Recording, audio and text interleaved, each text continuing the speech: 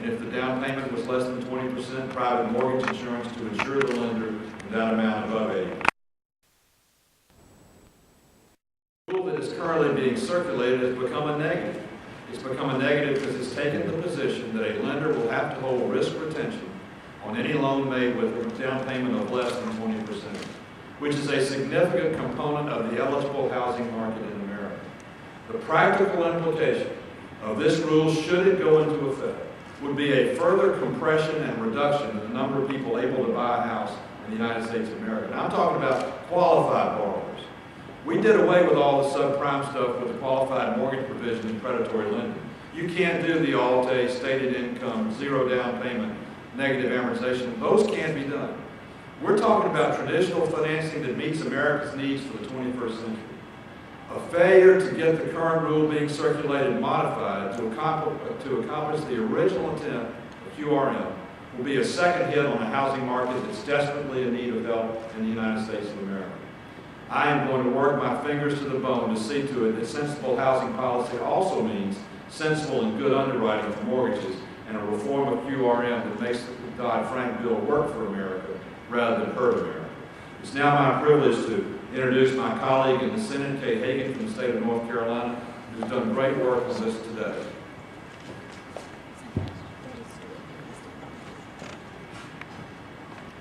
Well, Senator Isakson, I couldn't agree with you more, and thank you very much for convening this and putting this together. I tell you, I'm honored to be here with these distinguished colleagues of mine, and this is a bipartisan issue, which I think is so important. And I appreciate the coalition that's here in support of the idea that if you work hard and save wisely, you should be able to afford and one day own a home in our country. Unfortunately, strict, inflexible restriction proposed by banking regulators could put home ownership out of reach for so many American families today. Last year, Senator Landrieu, Senator Isakson, and I, we came together to include a common sense, bipartisan provision in the Dodd-Frank Act to ensure that new regulations would protect the ability of well-qualified middle-class families to secure a mortgage. We agreed that an extremely steep down payment requirement would keep well-qualified families from buying a home. Unfortunately, in drafting the proposed rules, banking regulators said that a qualified residential mortgage means a 20% down payment, a misinterpretation of our intent in the law that could unnecessarily slow housing market's recovery and price well-qualified Americans out of the market. Let me put the 20% down payment in perspective. And in North Carolina, where's my phone? Over there. Oh yeah, here it is right now. In North Carolina, the median house in Raleigh, North Carolina is about $217,000. Under the proposed rule, home buyers would need more than $43,000 for a down payment. That's almost equal to the median annual income in my state. Many families in North Carolina and across the country cannot afford such an onerous down payment. In fact, according to the 2009 data from the Center for Responsible Lending, it would take the average American 14 years to come up with that 20% down payment. And if this rigid rule stands, it could put home ownership off for more than a decade for families in my state and across the country. Or the alternative is that it would force families to pay a much higher interest rate on that home purchase. Simply put, a 20% down payment requirement means that many middle-class families won't be able to get an affordable mortgage. A final rule is expected in August. And in the meantime, my colleagues and I, with your help, will continue pushing regulators to modify this burdensome requirement so that American families can still buy an affordable home. I would now like to introduce my colleague on the House side, Congressman Campbell from California. Thank you, Senator. You know, the economy's not good. We all know that. And we all want to make it better. And there's no silver bullet. And there's a lot of ideas on both sides of the aisle of things that we should do. But there's one thing we know we have to do. This economy cannot recover if housing does not recover. It's 1/6 of the economy. Housing always leads us into recessions, and it always leads us out. We will never have a strong recovery without a strong housing market. And if this regulation as proposed goes into effect, we not only won't have a strong housing market, we'll have a weaker one. Now, we all know that there were a lot of problems in housing finance that led to the crisis that we have. And we all know that Fannie and Freddie, as they exist, cannot exist in this way going forward. And we have to replace them. But until we do, until we have a new system of housing finance, we cannot deconstruct what we have right now. We cannot set up a system that is so onerous and so difficult that the average American won't be able to get financing to buy a house, which will further drop the price of housing and will further sink this economy. So this is about housing, yes, and this is about Americans being able to buy a house, but it is more than that. Because if they can't get that financing and they can't do that, this whole thing will take the economy with us. And what we're proposing today is not radical, it's not onerous. It's simply saying let's hold things together kind of the way they are and not put in a more restrictive regulation until we can put together an entirely new system of housing finance that can carry us forward. Now I would like to introduce my fellow Californian from the House, Brad Sherman.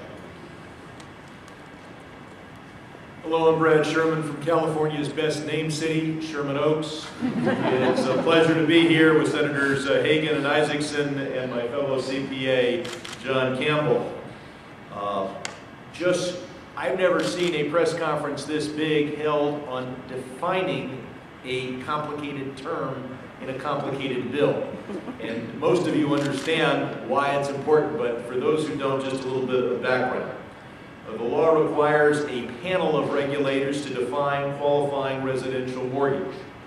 If you fall outside that definition, then you get a loan only if the lender is willing to retain an interest in the loan.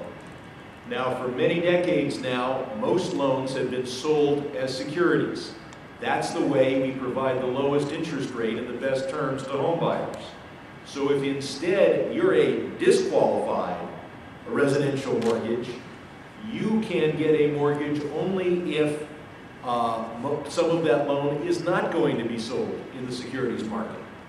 And as a practical matter, only the too big to fail institutions are going to be willing to make such a loan, and they are going to either not make it at all, have incredibly high standards, or charge a lot of money, or all of those things. So one of the effects of having too narrow a definition for qualifying residential mortgage is a large number of people will be at the mercy of the too big to fail banks. Those are the banks, because they're too big to fail, that have lesser cost of capital. And the effect also will be to concentrate more power in the already too big to fail.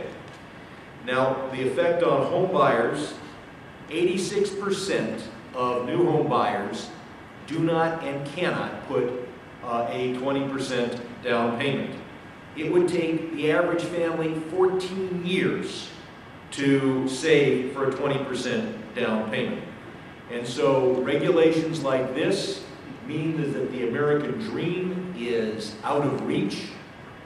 It means that power will be vested in the largest financial institutions, and as predecessors have pointed out, it means another slide in home prices, because you take 86% of the new home buyers out of the market, supply is there, demand is gone, prices slide, and we have another double-dip recession.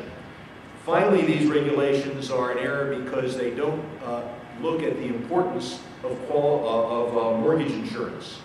One way that new home buyers qualify is to have mortgage insurance. These regulations don't recognize the importance of that. The purpose of the law was to make sure that the private sector had skin in the game when they, for at least certain mortgages. Well, a private mortgage insurer has more skin in the game than a lender. So these regulations need to be revised. The 20% down payment needs to be gone.